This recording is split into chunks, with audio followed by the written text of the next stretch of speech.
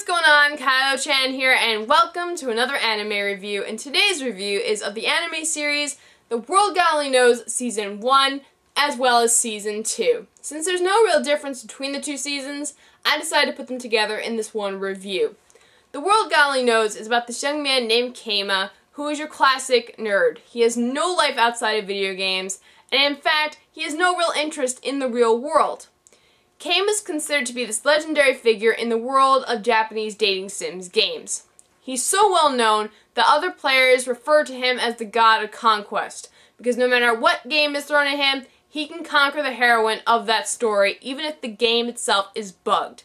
So Keima's a pretty intelligent kid, but he has no real interest in daily life. In fact, he'd rather just live in a world of 2D than 3D. But we all know that his preference can't continue to exist if we're to have a story. So one day, Keima gets this email from someone he thinks is another player of dating sims games. And the email pretty much confirms the fact that Keima is the god of conquest. And through the message, this person basically challenges him to conquer what he thinks is a really crazy game. What he doesn't know is he just accepted a deal with a demon. Later on, this young woman named Elsie appears before him and informs him that Keima has to help her capture these loose souls that inhabit the hearts of young women. And the only way to get rid of them is to fill the void in their heart and make these women fall in love with him. Keima has no interest in real girls, and he's about to back out when she tells him, if you do that, your head's gonna be blown off. And the reason for that is because he has this collar around his neck, which is the sign of the contract. And if he backs down, there's a consequence. So, of course, Keima is freaked out, and of course he has to go along with the contract. And it's actually pretty interesting, because he uses his experience from all the games that he's played to conquer each one of these women. So that's a pretty interesting aspect, how he connects the two worlds. Another good thing is that the women don't remember the conquest after the soul is removed from them. Because that would be really crazy if a bunch of women who he conquered just kept on following him around and they started fights with one another saying, hey, he fell in love with me first. That would just be a lot of chaos. The story itself does have a lot of funny moments. There was one episode in Season 1 where Elsie was trying to make a cake for Keima, and all hell broke loose. They had all these creatures from hell roaming around and causing trouble. It was just totally hysterical.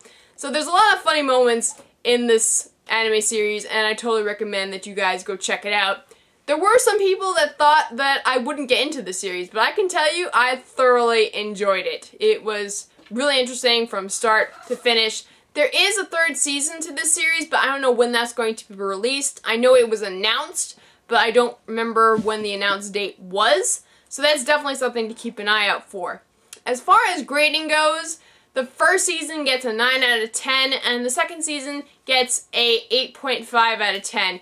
I don't know why I gave the second season a little bit of a lower grade. I guess it's just that the stories tend to be a little bit longer, but by no stretch of the imagination were they less enjoyable than that of the first season. So let me show you guys the box sets, starting off with the first one here. That's Keima in the front with a bunch of consoles around him. Inside we have disc 1 and disc 2.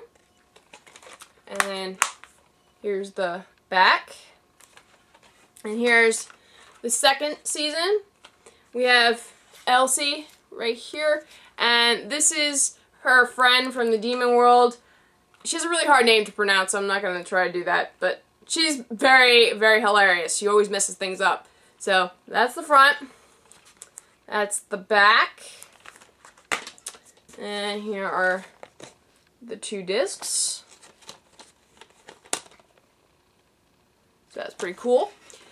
The second season has a lot of characters that have crazy powers attached to them, so very interesting stuff happens in the world God only knows. Final thoughts of the series. So pretty much everything about it has been spot on.